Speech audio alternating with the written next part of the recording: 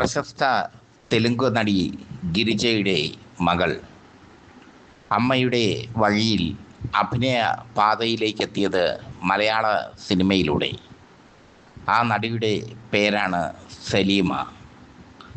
മോഹൻലാൽ നായകനായ ഞാൻ പിറന്ന നാട്ടിൽ എന്ന ചിത്രത്തിലൂടെയാണ് സലീമ അഭിനയ പാതയിലേക്ക് എത്തുന്നത്.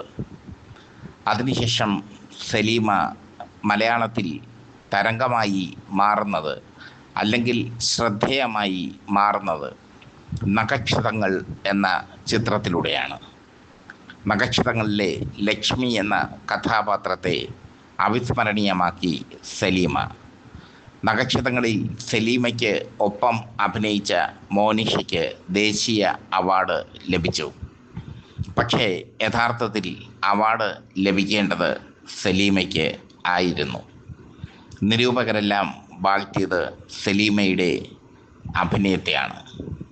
അതിനുശേഷം നഖക്ഷതങ്ങൾ MD ഹരിഹരൻ ടീമിൻ്റെ ചിത്രമായിരുന്നു.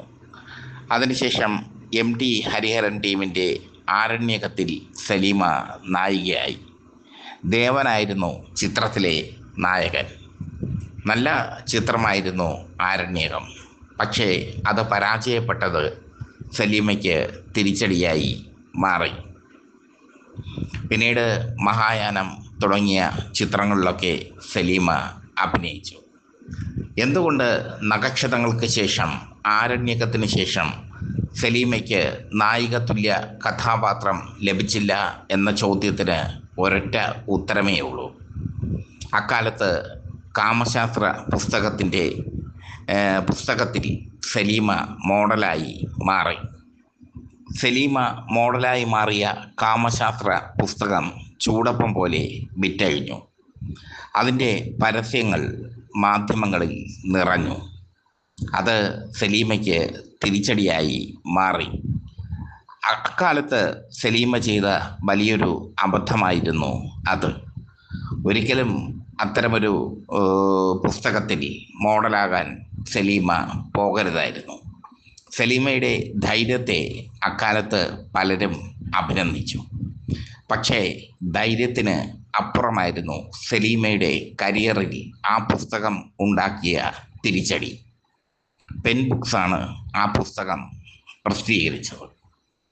പിന്നീട് സലീമ മലയാള സിനിമയിൽ നിന്ന് അപ്രത്യക്ഷമായി. അവർ ഏകാന്തമായ ജീവിതം നയിച്ചു. ആസിഫ് അലി നായകനായ രേഖാചിത്രത്തിലൂടെ ശക്തമായ തിരിച്ചുവരവ് അവർ നടത്തി.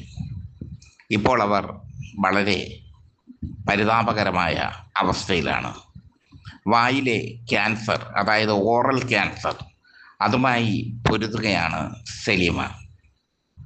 അതിൻ്റെ ചികിത്സയ്ക്ക് അവർ പാടുപെടുന്നു.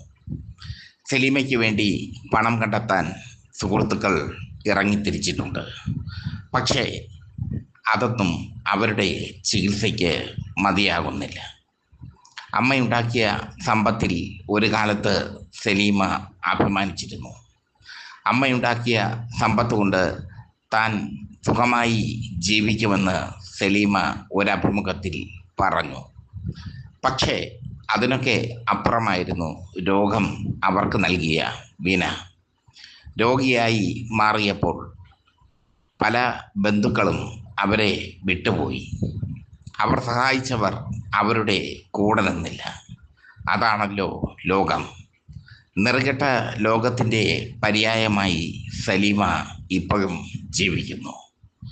ഓറൽ ക്യാൻസർ അവരെ ഗുരുതരാവസ്ഥയിൽ എത്തിച്ചിരിക്കുന്നു എന്നാണ് റിപ്പോർട്ട്. സൂപ്പർ നടിയാകേണ്ട ഭാഗ്യം സലീമയ്ക്ക് ലഭിച്ചില്ല.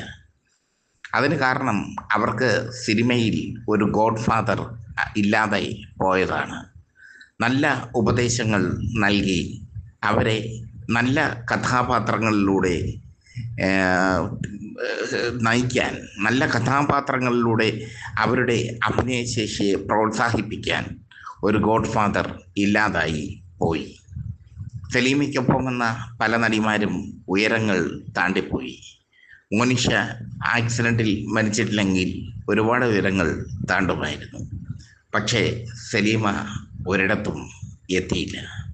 വല്ലാത്തൊരു ദുരന്തമായിപ്പോയി സലീമയുടെ ജീവിതം.